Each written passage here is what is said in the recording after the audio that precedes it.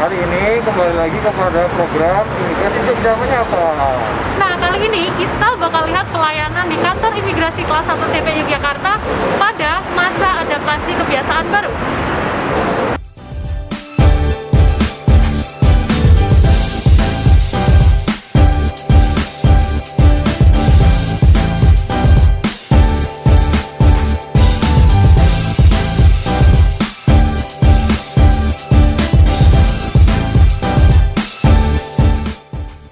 Mas, Ya, itu kok kayaknya udah rame warga negara asing di ruang tunggu pemohon. Iya benar. Sepertinya kita perlu cari informasi ke petugas pelayanan ya. Boleh? Yuk. Coba ke sana yuk. Langsung ke pelayanan. Permisi, selamat pagi. Selamat pagi, silakan masuk Mas. Ada yang bisa dibantu? Gini Mbak, kita mau cari informasi nih perihal kok ada rame-rame di depan, ada apa ya? Oh iya, bisa langsung ketemu sama Bapak Kepala Seksi Boleh, ya. boleh. Di sebelah sini Mas. Masuk. Izin Pak. Mari. Ya, ada tamu yang ingin bertemu Bapak. Silakan masuk Mas. Yuk, Pak. Selamat pagi. Selamat pagi Mas. halo Halo, Sobat Sobat Mido. Mido.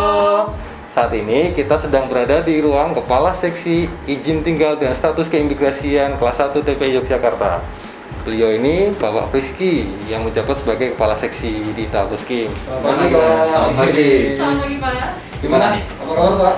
Baik, cuman ya gak kurang enak badan akhir-akhir ini karena di Kanim Jogja habis ada acara kemarin habis acara pelantikan Baik.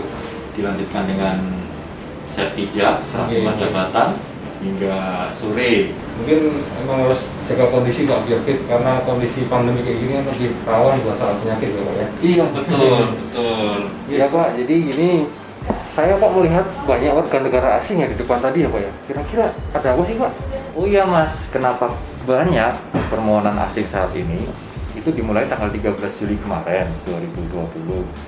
Ada surat edaran baru dari Direktorat Jenderal Imigrasi terkait pelayanan.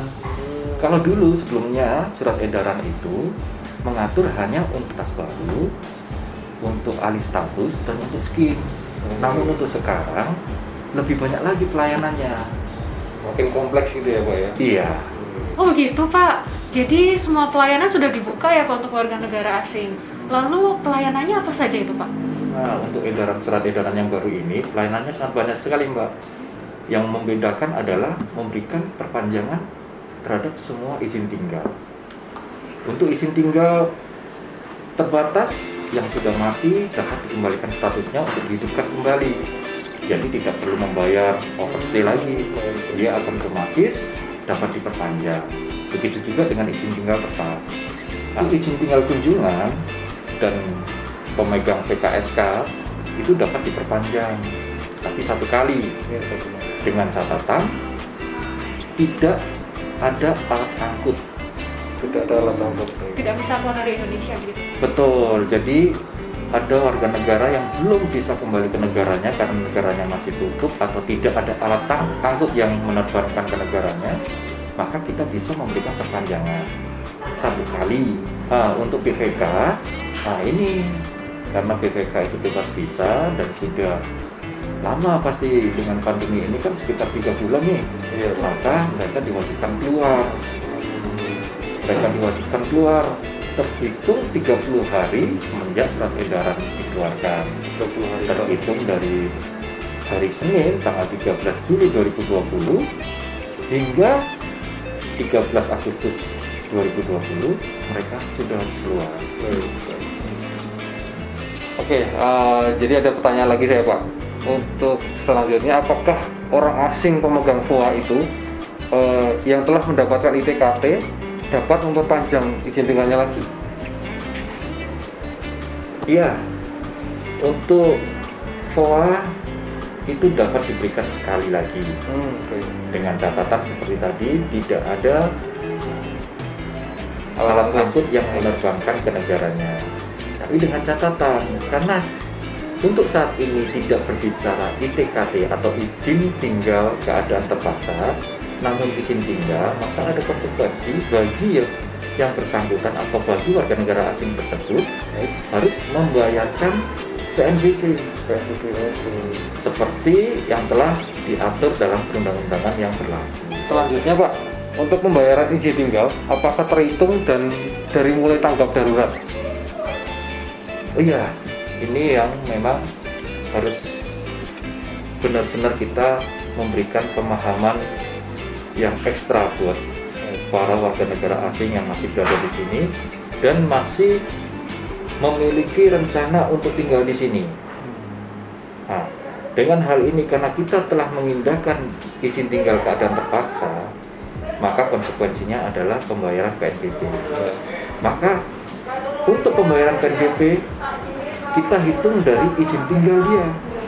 Apabila mereka ini mati, maka terhitung pula itu harus dibayarkan sesuai PNBP selama 30 hari. Selama 30 hari. Baru kita berikan lagi yang terakhir. Itu adalah penafsiran dari surat edaran yang baru kemarin.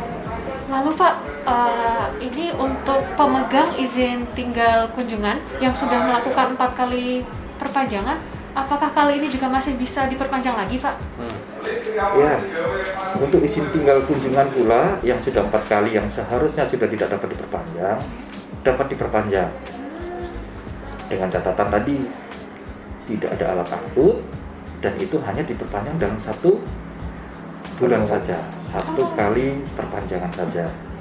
Dengan tetap tidak mengindahkan lagi untuk melakukan pembayaran PNBP sesuai dengan peraturan perundang-undangan yang berlaku. Lalu Bapak, ini saya penasaran juga nih Pak terkait izin tinggal terbatas. Nah, pada situasi seperti ini, apakah bisa mengajukan vitas penyatuan keluarga Pak? Nah, untuk aturan ini, untuk saat ini bisa. Jadi pemegang ITK itu apabila sudah memenuhi persyaratan untuk dapat dialih statuskan untuk penyatuan keluarga, dia dapat mendapatkannya. Namun itu kembali lagi harus melakukan permohonan dan persetujuan dari Direktorat Jenderal Imigrasi dulu, lalu dapat diambil ke kami. Yang dulu pengambilan visa itu dilakukan di perwakilan atau embassy Indonesia di negara-negara yang diberikan, saat ini dapat diambil di kantor imigrasi di seluruh Indonesia sesuai tempat mana dia berada.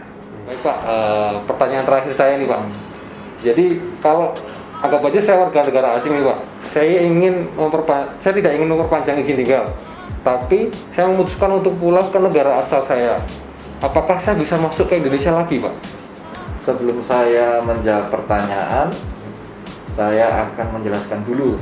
Untuk warga negara asing yang langsung keluar, maka dia menerima kebijakan itu. Jadi kebijakan pemerintah kita yang bebas biaya overstay, maka dia tidak akan ditarik biaya sedikit pun dan akan dapat melanjutkan keluar. Ini yang menjadi perbedaan apabila dia masih tadi berencana untuk tinggal. Jika berencana untuk tinggal, maka dia harus mengikuti aturan yang berlaku, perundang-undangan yang berlaku bahwa dia harus membayarkan PNBP-nya. Untuk orang asing apakah bisa kembali lagi? Bisa jika ada alat angkutnya, bisa jika sudah mengikuti protokol kesehatan dan diterima oleh gugus kesehatan di tempat daerah-daerah di mana di bandara internasional. Ada lagi? Baik Pak, saya rasa cukup nih dari beberapa pertanyaan yang saya ajukan dan Pak Frizky sudah menjelaskan secara gamblang aturan-aturan yang baru ini dan kita rasa paham ya kita sama dijelaskan oleh beliau ya. Betul. Jadi saya rasa sudah cukup Pak, terima kasih untuk waktu dan penjelasannya. Sebelumnya kita pamitan dulu nih sama sahabat Windo ya Pak ya, mohon izin ya Pak ya.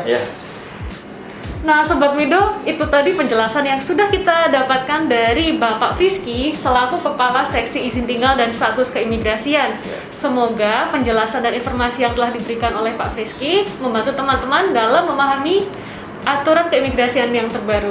Sampai jumpa di Imigrasi Jogja Menyapa selanjutnya. Dah.